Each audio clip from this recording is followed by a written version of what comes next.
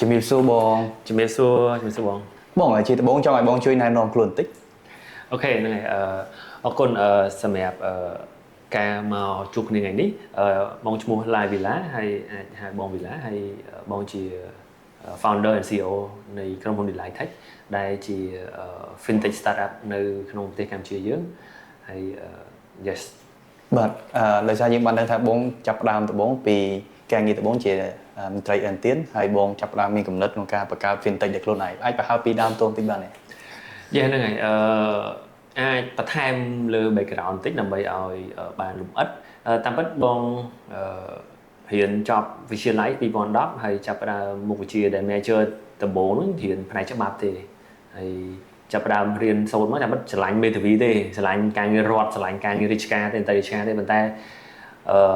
ក្នុងឆ្នាំ2013ហ្នឹងក៏មានឱកាសធ្វើការងារនៅក្នុងវិស័យហិរញ្ញវត្ថុដែលជាប្រភេទក្រុមហ៊ុនបងរំលោះអញ្ចឹងទៅក៏ចូលធ្វើការដំបូងហ្នឹងគឺជាមន្ត្រីឥណទានហ្នឹងហើយអញ្ចឹងទៅធ្វើជាមន្ត្រីឥណទានហ្នឹងក៏ធ្វើពី2013ពេលធ្វើការហ្នឹងរៀនយប់ធ្វើការវេនព្រឹករហូតដល់វេនល្ងាចវាថ្ងៃហ្នឹងអញ្ចឹងក៏រៀនផងធ្វើការផងហើយហ្នឹងហើយដល់ពេលដែលបាត់ពិសោធន៍ធ្វើជាមន្ត្រីឥណទានហ្នឹងរហូតដល់ឆ្នាំ2017យើងចាប់ផ្ដើមមានកូនចិត្តមួយយើងនៅរៀង senior ដែរយើងបានធ្វើការ3 4 5ឆ្នាំដែរយើងរៀង senior យើងចាប់ផ្ដើមគិតចង់រកស៊ីតែបានគិតចង់ធ្វើអាជីវកម្មហើយអាជីវកម្មដែលគិតសាមញ្ញហ្នឹងបំផុតហ្នឹងអត់មានលំបាកទេគឺចង់ឲ្យលុយគេខ្ចីដែរហើយអ្វីដែលភាពជឿជាក់ថាវិស័យហ្នឹងវាអត់សាររលាបវាអត់តាត់ទៅណាបើថាវិស័យហិរញ្ញវត្ថុតាំងពីដើមរាប់ពាន់ឆ្នាំមកគឺវិស័យហិរញ្ញវត្ថុនៅតែជាវិស័យមួយដែលមនុស្សត្រូវការរហូតអញ្ចឹងក៏ believe ថា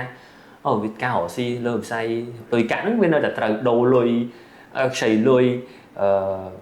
ធ្វើការងាររឿងវិស័យលុយកាក់ហ្នឹងហិរញ្ញវត្ថុហ្នឹងគឺនៅតែជាចំណុចដែលល្អអញ្ចឹងហើយដល់ពេលដែលចាប់ផ្ដើមពីមន្ត្រីឥណទានរហូតមកដល់2017ហ្នឹងគិតថាចង់រកស៊ីអញ្ចឹងដល់ពេល2018ក៏ចាប់ផ្ដើមមិត្តភ័ក្តិហៅមិត្តភ័ក្តិជុំគ្នា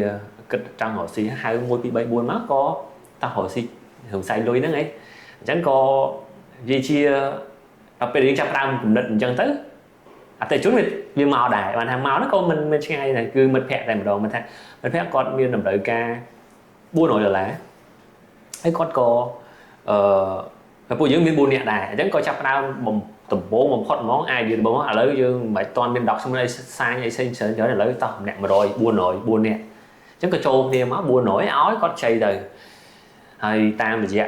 chat communication តាម Facebook តាមអីឡាក់អញ្ចឹងទៅហ្នឹងគឺជាចំណុចចាប់ផ្ដើមបំផុតដែលជាចំណុច idea ដែលយើងមានគំនិត idea ចង់រកស៊ីហើយបន្តមកទៀតយើងមានតម្រូវការហើយបន្តទៀតយើងចងក្រងគ្នាហើយជួយគ្នាធ្វើរឿងហ្នឹងឲ្យវាចេញជាចំណុចចាប់ផ្ដើមមួយ